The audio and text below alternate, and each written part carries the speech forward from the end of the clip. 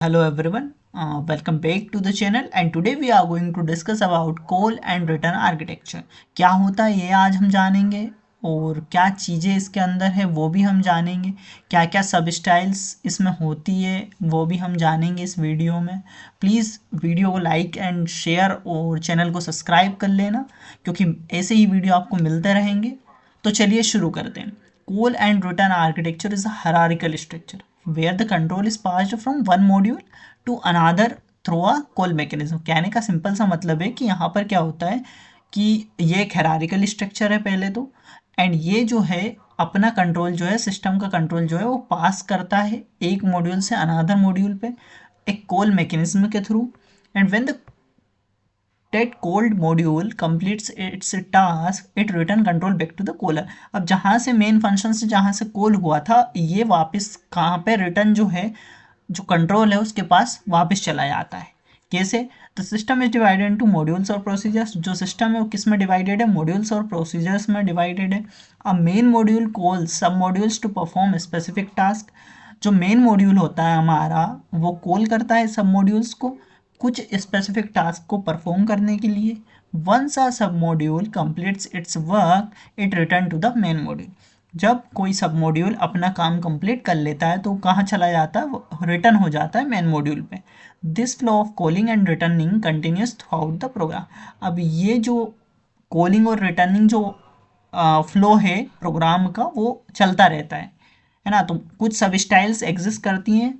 क्या क्या? पहला होता है हमारा मेन प्रोग्राम और सब प्रोग्राम आर्किटेक्चर। ये क्या होता है?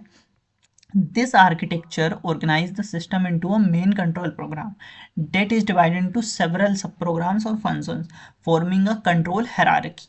कहने का सिंपल सा मतलब है कि यहाँ पर क्या होता है कि जो मेन हमारा फंक्शन होता है जो मेन हमारा प्रोग्राम होता है वो है डिवाइडेड है वो कुछ सब प्रोग्राम्स और फंक्शंस में, है ना। और वो एक कंट्रोल हायरार्की को फॉर्म करता है। अब main program is at the top. कहाँ पर रहता है मेन प्रोग्राम? टॉप पर रहता है। कंट्रोल करता है पूरे फ्लो को प्रोग्राम के। It calls sub programs modules और functions to perform specific task. Each sub program may also call other sub programs if needed. After execution control returns to the collar.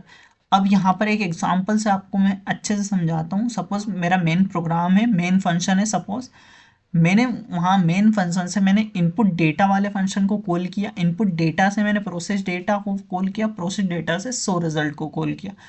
तो जो मेरा main function है उसके अंदर मेरा input data है जो कि उसका सब प्रोग्राम होगा, है ना। तो ये सब मेरे क्या हो गए? सब प्रोग्राम्स हो गए। Here the main program manage control and calls smaller parts of the system. तो मेन प्रोग्राम क्या कर रहा है? इन सबको कंट्रोल करके रख रहा है। सेकेंड होता है हमारा remote procedure call RPC architecture. अब ये क्या होता है? RPC architecture is an extension of the main और सब प्रोग्राम आर्किटेक्चर। ये क्या है? एक एक्सटेंशन है but it works in a distributed system meaning program components are spread across multiple computers on a network। it allows a program on one computer to call a function that runs on another computer as if it were local. RPC architecture क्या होता है? तो ये एक extended form है हमारे सब programme architecture का, लेकिन ये डिस्ट्रीब्यूटेड सिस्टम में काम करता है। कैसे? मतलब प्रोग्राम के पार्ट जो हैं वो अलग अलग कंप्यूटर्स में बनाते और चलाए जाते हैं। ओके, तो हाउ इट वर्क्स, कैसे वर्क करता है? So a client program calls a procedure और function that call is sent over the network to a server. तो क्लाइंट प्रोग्राम एक फंक्शन को कॉल करता है, फिर वो जो फंक्शन है जो फंक्शन कॉल नेटवर्क के थ्रू एक सर्वर तक, हमारा जो सर्वर है उस तक भेजा जाता है। The server executes that procedure and send back to the result. जो सर्वर जो है उस प्रोसीजर को एग्जीक्यूट करता है, काम करता है, and then the client receive the result and continues execution just like a normal function call. तो जो रिजल्ट होता है हमारा वो वापस किसको भेज दिया जाता है? क्लाइंट के पास भेज दिया जाता है, और जो क्लाइंट है वो रिजल्ट को रिसीव करके अपना प्रोग्राम नॉर्मल तरीके से आगे चलाता है। Okay, example. अब ये मेरे पास डायग्राम है return and call function architecture का। तो यहाँ पर मेरे पास एक मेन प्रोग्राम है, यहाँ पर मेरे पास कंट्रोलर सब प्रोग्राम है, एंड देन उसके बाद एप्लीकेशन सब प्रोग्राम है। तो ये कैसे फ्लो में चल रहा है? सपोज मैं एटीएम जाता हूँ और मैं मेरे को क्या करना है, मेरे को चेक करना है मेरा अकाउंट का balance. Okay, so user select check balance. Main program calls, main program किसको कॉल करेगा, ट्रांजैक्शन कंट्रोलर को।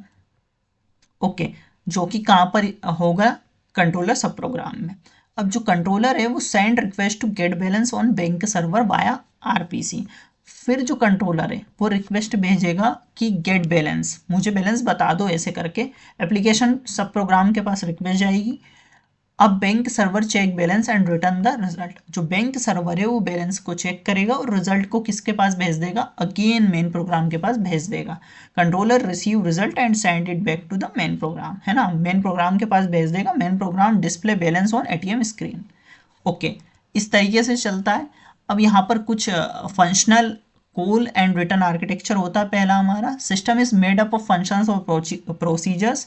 सिस्टम जो है वो किससे मिलकर बनता है, यहाँ पर फंक्शंस और प्रोसीजर्स है। Each function perform a specific task and they call each other in a hierarchy. जैसे कैसे कॉल करता है, जैसे हमारे पास मेन प्रोग्राम है, पहले वो फंक्शन ए को कॉल करा, फंक्शन ए ने बी को एंड रिटर्न टू ए, फिर वापस हम कहाँ चले गए, फंक्शन ए पर चले गए। इस तरीके से क्या क्या एडवांटेजेस होते हैं हमारे पास। सो पहला एडवांटेज होता है कि each function handles a clearly defined sub task making design modular and easy to understand. हर फंक्शन क्या होता है, अपना एक फिक्स्ड काम करता है, जिससे कि डिजाइन सिंपल और मॉड्यूलर होती है। A function is internal logic can change as long as its interface remain the same। Function के अंदर का लॉजिक जो है बदल सकता है, बस जो उसके इनपुट आउटपुट होते हैं वो सेम रहने चाहिए। Commonly used function can be reused across different part of the program or in other projects। जो कॉमन फंक्शंस को हम क्या करते हैं, अलग अलग जगह या अलग प्रोजेक्ट में रीयूज करते हैं। Disadvantages, functions are tightly linked, you must carefully locate and modify the right routine। जो फंक्शन होते हैं वो टाइटली लिंक होते हैं, किसी एक में बदलाव करने के लिए सही रूटीन हमें ढूंढना पड़ता है। Data is often passed freely between functions, so it is not clear who own or control it। है ना, डेटा क्या है, फ्रीली पास होता है, मतलब फंक्शन के बीच में, तो इसलिए ये क्लियर नहीं होता कि जो डेटा है उसका ओनर कौन है। Adding new behavior may require modifying many existing functions, making maintenance harder। तो जो नए फीचर्स जब ऐड करना, इसमें क्या हो जाता है, मुश्किल हो जाता है हमारे लिए, क्योंकि कई फंक्शंस में चेंजेस हमें करने पड़ते हैं। अब होता है हमारा object oriented call and return architecture. System is built around objects which contain both data and methods. जो इस आर्किटेक्चर में जो सिस्टम ऑब्जेक्ट्स के अराउंड बना होता है, ओके, सिस्टम जो है ऑब्जेक्ट्स के अराउंड बना होता है। तो एक ऑब्जेक्ट के पास डेटा या कुछ वेरिएबल्स और मेथड यानी कि कुछ फंक्शंस दोनों होते हैं। यहाँ फंक्शन कॉल करने के बजाय जो है ऑब्जेक्ट एक दूसरे से के मेथड्स को कॉल करते हैं। वहाँ पर हम क्या कर रहे थे, फंक्शनल कॉल एंड आर्किटेक्चर में हम फंक्शन को कॉल कर रहे थे, यहाँ पर हम मेथड्स को कॉल करते हैं। ओके, जैसे हमारे पास है कि object A calls object B dot method, तो सिंपल सा यही मतलब है कि जो ऑब्जेक्ट ए है अपना काम करते हुए ऑब्जेक्ट बी के मेथड को कॉल करता है, और जब वो मेथड काम खत्म करता है तो रिजल्ट जो है वापस किसको मिलेगा, हमारा रिटर्न रिजल्ट ऑब्जेक्ट ए को मिल जाता है। एडवांटेजेस क्या है, client use objects via methods without knowing internal details. कहने का मतलब है यहाँ पर जो है डेटा हाइडिंग का जो फीचर है वो अवेल है। Objects can change internally without breaking code that uses them. मतलब यहाँ पर क्या है, इनकैप्सुलेशन का जो कॉन्सेप्ट है वो भी है। Objects act as an agent that communicate by calling each others method, good for complex system. मतलब ऑब्जेक्ट एक दूसरे के मेथड्स कॉल करके इंटरेक्ट करते हैं, ये कॉम्प्लेक्स सिस्टम के लिए क्या होता है, हमारे लिए परफेक्ट होता है। Objects and their method calls can be located on different systems।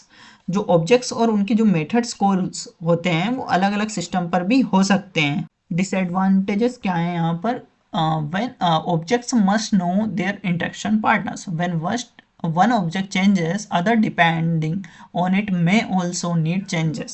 कहने का ये मतलब है कि ऑब्जेक्ट्स को अपने इंटरेक्शन पार्टनर्स के बारे में पता होना पड़ता है।